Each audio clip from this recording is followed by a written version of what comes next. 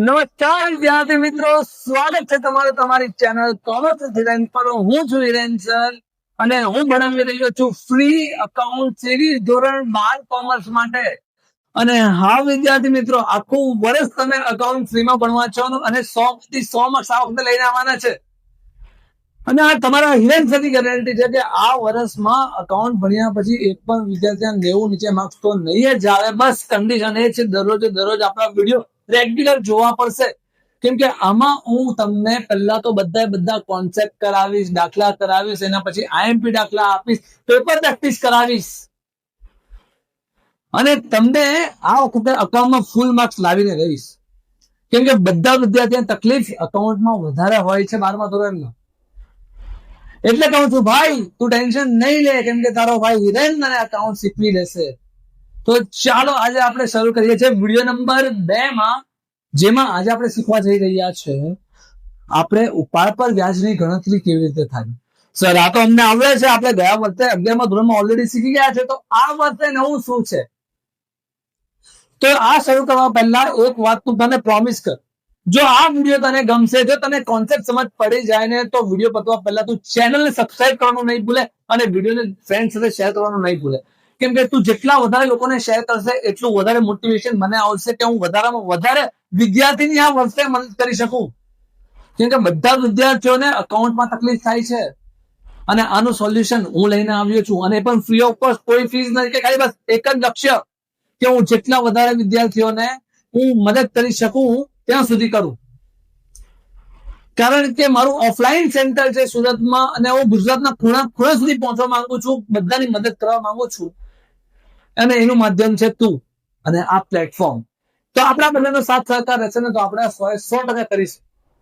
તો ચાલ, જો ચેનલ તને આ વિડીયો ગમે ને, તો આ ચેનલ સબસ્ક્રાઇબ કરવાનું અને તારા ફ્રેન્ડ સાથે શેર કરવાનું નહીં ભૂલતો.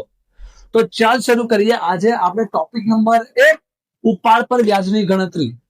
ઉપાડ પર વ્યાજની ગણતરી ગયા વર્ષ કરતા આ વર્ષે નવું શું છે? તો વિદ્યાર્થી મિત્ર, આ વર્ષે નવામાં ખાલી એટલું છે કે આ વર્ષે ભાગીદાર દર મહિને એક પર્ટિક્યુલર તારીખે એક સરખી રકમનો ઉપાડ કરે છે. તો આખા વર્ષનું ઉપાડનું વ્યાજ કેટલું થાય એ ગણતર શીખવાનું છે, અને સમજ એકદમ મસ્ત ઇન્ટરેસ્ટિંગ તારા જેવા એક્ઝામ્પલ સાથે. તો ચાલ શરૂ કરીએ આપણે. મન કે 2 ભાગીદાર છે, રામ અને શ્યામ. રામ એટલે ભગવાન, શ્યામ એ પણ ભગવાન, પણ શ્યામજીને આપણે સારી રીતે જાણીએ છીએ. શ્યામ એ એક એવો ભાગીદાર છે કે જે દર મહિનાની 1 તારીખે ફરવા જાય છે અને નાનો મોટો ખર્ચો કરે છે. કેમ કે છે તો ગુજરાતી જ, અને ગુજરાતી એમને તો ખર્ચા ન કરે. તો દર મહિનાની 1 તારીખે ફરવા જાય, પિક્ચર જોવા જાય દોસ્તારો સાથે, તો એને પર્સનલ ખર્ચા કરવા. અને આજે પર્સનલ ખર્ચા માટે પૈસા ક્યાંથી લાવે? ધંધામાંથી લઈ જાય, તો એને આપણે ઉપાડ કહીએ. અને આ ઉપાડ પર વ્યાજની ગણતરી કેવી રીતે થાય એ આપણે શીખીશું. તો વિદ્યાર્થી સમજ મારી વાત ધ્યાનથી, કે શ્યામ દર મહિને એક સરખી રકમનો ઉપાડ કરે છે અને દર મહિનાની 1 તારીખે કરે છે. સર કેટલી રકમનો ઉપાડ કરે છે? તો આપણે માનીએ કે એ દર મહિને 2000 રૂપિયા 1 તારીખે ઉપાડમાં લઈ જાય છે અને આખો દિવસ જલસા કરે છે. તો દર મહિને એ 1 તારીખે જયારે ઉપાડ કરે છે અને આ આખું વર્ષ કરે છે, તો આખા વર્ષનું વ્યાજ કેટલું થાય એ આપણે ગણવાનું છે.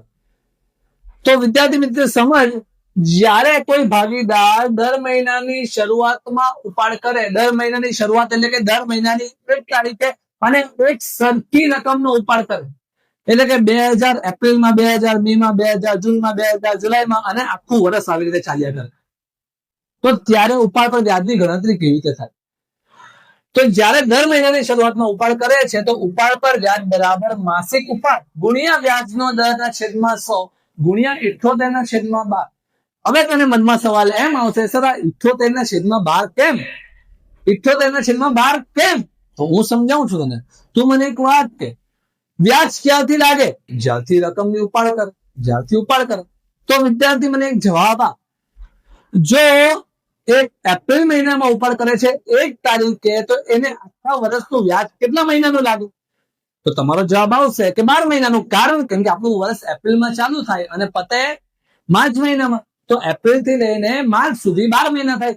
કેમ કે April, May, June, July, August, September, October, November, December, January, February અને માર્ચ, એટલે ટોટલ 12 મહિના થાય.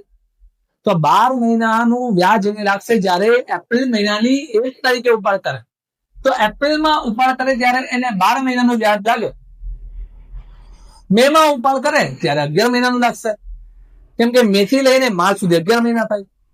જૂનમાં ઉપાડ કરે તો 10 મહિના, જુલાઈમાં ઉપાડ કરે તો 9 મહિના, ઓગસ્ટમાં કરે તો 8 મહિના, સપ્ટેમ્બરમાં કરે તો 7 મહિના, અને એ રીતે 6, 5, 4, 3, 2 અને 1 સુધી પહોંચશે માર્ચ સુધીમાં. જ્યારે તમે આનંદ સરવાળો મારશો તો આવશે તમારો 78, અને આખા વર્ષમાં મહિના આવે 12, એટલે છેદમાં 12. તો એટલે જયારે કોઈ ભાગીદાર દર મહિનાની શરૂઆતમાં ઉપાડ કરે તો ઉપાડ પર વ્યાજની ગણતરી માટે સૂત્ર આવશે માસિક ઉપાડ ગુણ્યા વ્યાજના દરના છેદમાં 100 ગુણ્યા 78 ના છેદમાં 12. વિદ્યાર્થી ધ્યાન રાખજે, હું રકમ બોલું છું માસિક ઉપાડની. અહીંયા માસિક ઉપાડ એટલે કે આપણે મહિનાના ઉપાડને ધ્યાનમાં લેવાનું છે. દાખલામાં તને કન્ફ્યુઝ કરવા માટે એ તને આખા વાર્ષિક ઉપાડ આપી દેશે અને તને કહેશે કે દર મહિનાનો આટલી રકમનો ઉપાડ કરે છે, દર મહિને એક સરખી રકમનો ઉપાડ કરે છે. તો મને એક જવાબ આપતું કમેન્ટમાં, જો કોઈ ભાગીદાર 24,000 રૂપિયા આખા વર્ષનો ઉપાડ કરે છે અને આ ઉપાડ કેવી રીતે થયો છે, દર મહિને એક એક સરખી રકમનો ઉપાડ કરીને થયો છે, તો સર દર મહિને કેટલા કેટલા રૂપિયાનો ઉપાડ કર્યો હશે? સીધી વાત છે, 24,000 રૂપિયા આખા વર્ષનું છે, તો એને દર મહિને સરખો સરખો ઉપાડ કર્યો હોય તો આખા વર્ષમાં મહિના આવે 12. તો આ 12 મહિનામાં એને સરખી રકમ કર્યો હોય તો 24,000 આખા વર્ષના ભાગ્યા 12 કરીએ તો દર મહિનાના આવે 2,000 રૂપિયા. એટલે કે દર મહિને એને 2,000 રૂપિયાનો ઉપાડ કર્યો હોય તો એનો આખા વર્ષનો ઉપાડ 24,000 થાય. પણ આપણે જયારે ઉપાડની વ્યાજની ગણતરી કરીશું તો આપણે અહીંયા માસિક ઉપાડની રકમ લેવાની છે, એટલે કે મહિનાના ઉપાડની, ના કે વાર્ષિક ઉપાડની. તને વાર્ષિક ઉપાડની રકમ આપી હોય તો એને પહેલા માસિકમાં ફેરવવું એ તારી જવાબદારી છે, એટલે દાખલામાં 3 માર્ક તારા એમ જ ચાલ્યા જશે. તો સમજ કે દર મહિને તારે જયારે ઉપાડ કરે તો પહેલા તો એને માસિકમાં કન્વર્ટ કરવાનું છે. માસિક ઉપાડ હોવો જોઈએ જો વાર્ષિક આપ્યો હોય તો, રાઈટ છે. તો દર મહિનાની શરૂઆતમાં હોય ત્યારે 78/12 છેલ્લે લાગશે, અને જો એ દર મહિનાની આખરમાં ઉપાડ કરે, દર મહિનાની આખરમાં, એટલે આપણે જે શ્યામભાઈ છે શરૂઆતમાં ફરવા જાય ને આખરમાં ફરવા જાય, શરૂઆતમાં 9 મહિનો છે એટલે જાય, અને આખરમાં આખા મહિનાથી થાકી ગયો એટલે જાય. તો ત્યારે પાછો એ ઉપાડ કરે તો ત્યારે શું સૂત્ર લાગે? તો મને એક જવાબ, જ્યારે કોઈ ભાગીદાર દર મહિનાના અંતમાં ઉપાડ કરે, એટલે કે માન કે જો એને એપ્રિલ મહિનાના અંતમાં ઉપાડ કર્યો છે તો શું એપ્રિલ મહિનાનું વ્યાજ લાગવું જોઈએ? એટલે કે જો એપ્રિલ મહિનાની 30 તારીખે ઉપાડ કર્યો તો શું એપ્રિલ મહિનાનું વ્યાજ લાગવું જોઈએ? ના સર, તો એનું વ્યાજ એપ્રિલ મહિનાનું નહીં લાગે, એનું વ્યાજ મે મહિનાથી લાગવાનું શરૂઆત થાય. આઈ હોપ વિદ્યાર્થી હું જે કહેવા માંગુ છું તને સમજ પડી હશે. એટલે કે એને એપ્રિલ મહિનાનું વ્યાજ નહીં લાગે, એને વ્યાજ ગણવાનું ચાલુ થશે મે મહિનાથી, કેમ કે એપ્રિલ મહિનાની એને 30 તારીખે ઉપાડ કર્યો છે, તો એપ્રિલ મહિનાનું વ્યાજ નહીં લાગે, એનું વ્યાજ લાગશે હવે મે મહિનાથી. જો એ મે મહિનાથી વ્યાજ લાગવાનું ચાલુ થાય તો એને આ 12 નીકળી જશે, કેમ કે એપ્રિલ મહિનાની સ્ટાર્ટિંગમાં ઉપાડ કર્યો તો 12 મહિનાનું લાગે, કેમ કે એમાં એપ્રિલ મહિનો પણ ગણાય.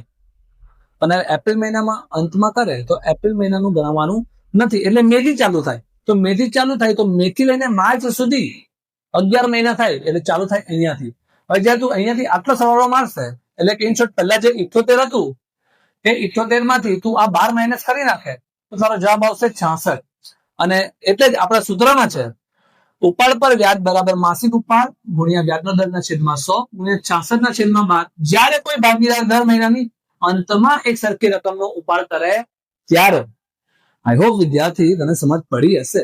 મારા ભાઈ આ વસ્તુને દિમાગમાં બેસાડી લે કે માસિક ઉપાડ, અને ચેક કરવું કે તને આ એ ઉપાડ જે કરે છે એ કયા મહિનાથી કરે છે, શરૂઆતમાં કરે છે કે આખરમાં કરે છે. તો ચાલો એક દાખલા પર લઈ જાઉં આપણી ચોપડીના, જે છે આપણો સ્વાધ્યાયનો પ્રશ્ન 3 નો દાખલા નંબર 1. સ્વાધ્યાયનો પ્રશ્ન 3 નો દાખલા નંબર 1 પર આપણે જોઈ લઈએ. તો સ્વાધ્યાયના પ્રશ્ન 3 ના દાખલા નંબર 1 માં એ આપણને શું કહે છે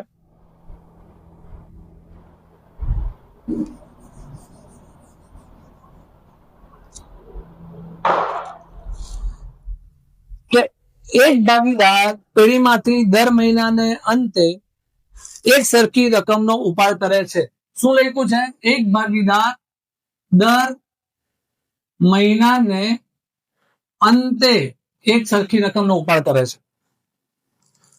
વર્ષના અંતે કુલ વાર્ષિક ઉપાડ 12,000 કરેલ છે. વર્ષના અંતે કુલ ઉપાડ, વર્ષના અંતે કુલ ઉપાડ 12,000 કરેલ છે. જો વાર્ષિક ઉપાડ પર આપણે 12% વ્યાજ વસૂલ કરવાનું છે, ઉપાડ પર વ્યાજ 12% ગણવાનું છે, તો વર્ષના અંતમાં ઉપાડ પર વ્યાજ ગણો. વર્ષના અંતમાં ઉપાડ પર વ્યાજ ગણો. તો આપણે ગણવાનું છે ઉપાડ વ્યાજ. તો વિદ્યાર્થી મિત્ર, જે મેં કીધું એના પર ધ્યાન રાખ કે આપણને દાખલામાં એને કીધું છે ભાગીદાર દર મહિનાના અંતે ઉપાડ કરે છે અને વર્ષના અંતે કુલ ઉપાડ 12,000 છે. ધ્યાન રાખ, આપણે જયારે ઉપાડ પર વ્યાજ ગણવાનું છે તો ઉપાડ પર વ્યાજ જયારે દર મહિનાના અંતમાં એ ઉપાડ કરે છે તો આપણું સૂત્ર શું આવે? માસિક ઉપાડ ગુણ્યા વ્યાજનો દર છેદમાં 100 ગુણ્યા અંતમાં છે એટલે કે 66/12. અંતમાં છે એટલે કે 66/12. અહીંયા આપણને જોઈએ છે માસિક ઉપાડ, પણ આપણને તો આખા વર્ષનો ઉપાડ આપેલો છે. આખા વર્ષનો ઉપાડ આપણા કામનો નથી, આપણે તો માસિક ઉપાડ જોઈએ. તો માસિક ઉપાડ માટે આપણે શું કરીશું? તો માસિક ઉપાડ બરાબર કુલ ઉપાડ છે 12,000 ને આખા વર્ષમાં હોય 12 મહિના, તો એક મહિનાનો ઉપાડ આવ્યો 1,000 રૂપિયા. તો આપણે અહીંયા જે ઉપાડની રકમ લેવાની છે એ આપણે 12,000 નહીં પણ 1,000 રૂપિયા લઈશું. ગુણ્યા વ્યાજનો દર છે આપણો દાખલામાં 12%. તો 12/100 લખ કે 12% લખ, વાત એક જ છે. ગુણ્યા 66/12. આનો આપણો જવાબ આવશે 660 રૂપિયા. આઈ હોપ વિદ્યાર્થી મિત્ર તને આ સમજ પડી હશે. આ તને 100% સમજ પડી હશે. તો તારે આ દાખલાને કોપી કરવાનો છે, આ સૂત્ર કોપી કરવાના છે અને તારું હોમવર્ક છે આજનું, તારે કરીને આવવાના છે ઉદાહરણ નંબર 1. ઉદાહરણ નંબર 1. આજે પહેલો દિવસ છે એટલે ખાલી એક જ દાખલો કરાવ્યો છે. આવતીકાલે આપણે 2 દાખલા કરીશું, ક્યાં તો 3 દાખલા કરીશું. તો ત્યાં સુધી તું આ વિડીયોને જોઈ લે એકવાર અને આ કોપી કરી લે અને જે દાખલો કીધો છે હોમવર્કમાં ઉદાહરણ નંબર 1 ગણીને આવજે. નહીં સમજ પડે તો કમેન્ટમાં લખજે, હું તને પાછું સમજાવી દઈશ એકવાર. તો વિદ્યાર્થી મિત્ર, ચાલો મળીએ હવે આપણે આવતીકાલના વિડીયોમાં. આપણે વોટ્સઅપ ચેનલનો લિંક તમને ડિસ્ક્રિપ્શનમાં આપેલો છે, ટેલિગ્રામ ચેનલનો લિંક ડિસ્ક્રિપ્શનમાં આપેલો છે. એ ટેલિગ્રામ ચેનલ અને વોટ્સએપ ચેનલને તમે શેર કરવાનું અને તમે એને જોઈન કરવાનું ભૂલતા નહીં, કેમ કે એના પર જ નેક્સ્ટ વિડીયોની લિંક પહેલા એના પર જ જશે અને હું ઇમ્પોર્ટન્સ જેટલા પણ આઈએમપી છે કે પછી પીડીએફ છે, નોટ્સ છે, બધી વસ્તુ હું એના પર આપવાનો છું તમને, જેનાથી તમે એકાઉન્ટમાં 100માંથી 100 માર્ક્સ લઈને આવો.